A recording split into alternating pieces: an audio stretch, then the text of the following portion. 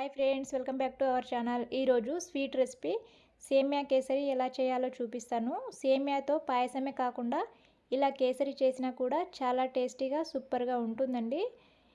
ఇది పిల్లలు కూడా చాలా ఇష్టంగా తింటారు. ఇప్పుడు తయారీ విధానం చూద్దాం. ఇక్కడ నేను అరకప్పు సేమ్యా తీసుకున్నాను.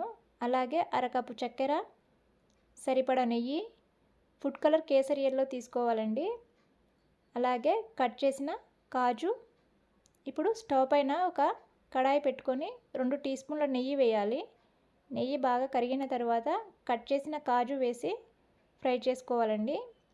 ఇది స్లో ఫ్లేమ్లోనే మంచి కలర్ వచ్చే వరకు ఫ్రై చేసుకోవాలి. ఈ విధంగా ఫ్రై అయిన తర్వాత దీన్ని ఒక ప్లేట్లోకి తీసేసుకోవాలి. ఇప్పుడు మిగిలిన అదే నెయ్యిలో సేమ్యాను వేసి ఫ్రై చేయాలండి. స్లో ఫ్లేమ్లోనే ఫ్రై చేసుకోవాలి. ఇలా మంచి కలర్ వచ్చే వరకు ఫ్రై చేసుకొని ఒక ప్లేట్లోకి తీసేసుకోవాలి. అలాగే 2 కప్పుల వాటర్ తీసుకోవాలండి. ఇక్కడ నేను 2 కప్పుల వాటర్ తీసుకుంటున్నాను. ఇవి బాగా మరగాలి.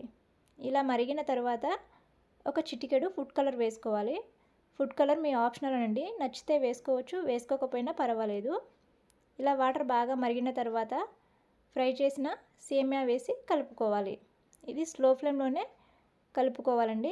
ఇలా మధ్య మధ్యలో కలుపుతూ అంతా బాగా దగ్గరగా అయ్యే వరకు ఉడకనివ్వాలి. ఇది అడుగంటకుండా కలుపుతూనే ఉండాలండి. ఇలా కాస్త వాటర్గా ఉన్నప్పుడు చక్కెర వేసుకోవాలండి. చక్కెర మీరు తినే స్వీట్ని బట్టి తీసుకోవాలి. మీకు స్వీట్ ఎక్కువగా కావాలి అనుకుంటే ఎక్కువ చక్కెర వేసుకోవాలి. ఇదంతా బాగా కలిసేలా కలుపుకోవాలి. ఈ విధంగా కలిపిన తర్వాత ఇప్పుడు ముందుగా ఫ్రై చేసిన కాజు వేసుకొని కలపాలి.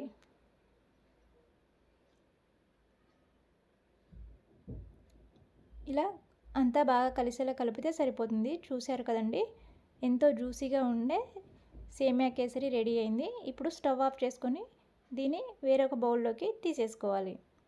అంతే అండి, ఎంతో టేస్టీగా ఉండే సేమ్యా కేసరి రెడీ అయింది. ఇది పిల్లలు కూడా చాలా ఇష్టంగా తింటారు.